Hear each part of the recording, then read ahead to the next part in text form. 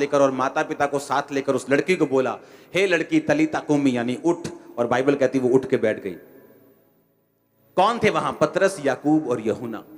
आज हम दो चेलों की बात करेंगे और इन दो चेलों ने सेम चीज आपके लिए क्यों लिखी है, और परमेश्वर ने भी ये 2 बार बाइबल में क्यों होने दिया कि आपको सेम चीज 2, 3 बार, 4 बार परमेश्वर ने क्यों लिखी है? क्योंकि परमेश्वर एक खास मैसेज आपको देना चाहते हैं। और अगर ये खास मैसेज आप समझ गए, क्योंकि आपकी लाइफ इस पे निर्भर करती है, क्योंकि जब आप रास्तों में जाते हैं तो पुल आते हैं।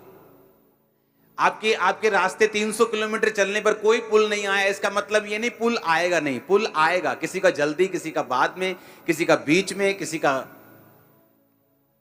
तो परीक्षा आएगी, बाइबल कहती है। किसी की पहले होती है, किसी की बाद में होती है, किसी की बहुत ज्यादा होती है, किसी की पहले कम होती है। ये डिपेंड करता है, ये मायने ये तब रखता है कि परमेश्वर की प्लानिंग क्या है आपकी लाइफ में, वो कैसे चाहता है आपकी लाइफ में काम करना। ये इस चीज पर निर्भर करता है कि आपकी परीक्षा पहले होगी, बाद में होगी, कितनी होगी, कब होगी, कैसे होगी, ये कोई निर्धारित नहीं कर सकता परमेश्वर के अलावा।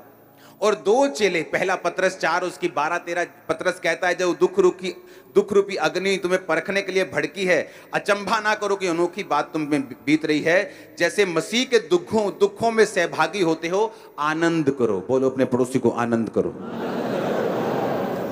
ऊंची आवाज में बोलो अपने पड़ोसी को आनंद करो।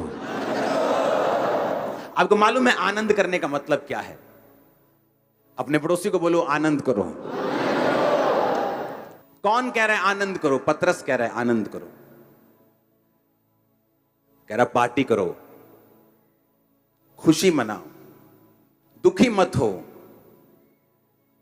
और दूसरा चेला जो इसी की तरह सामर्थी था और परमेश्वर के सबसे करीब था, वो था याकूब 1 उसकी 2 से 10 में लिखा, हे भाइयों, जब तुम नाना प्रकार की परीक्षाओं में पढ़ो तो इसको पूरे आनंद की बात समझो। ये भी कह रहा है आनंद की बात समझो।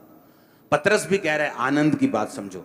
यानी जब तुम्हें कोई परीक्षा पड़ जाए, वो परीक्षा क्या हो सकती है मैं नहीं जानता। मेरी लाइफ में कुछ और थी, वो बीमारियां थी, वो अटैक थे, वो डिप्रेशन था, वो विरोध था, वो कई तरह की चीजें थी। मेरी कॉलिंग बड़ी थी, परीक्षाएं बड़ी थी। आपकी कॉलिंग के हिसाब से, आपके फ्यूचर के हिसाब से, आपकी प्रिपरेशन, आपकी बुलाहट के हिसाब से परमेश्वर आपको परीक्षाएं देता है।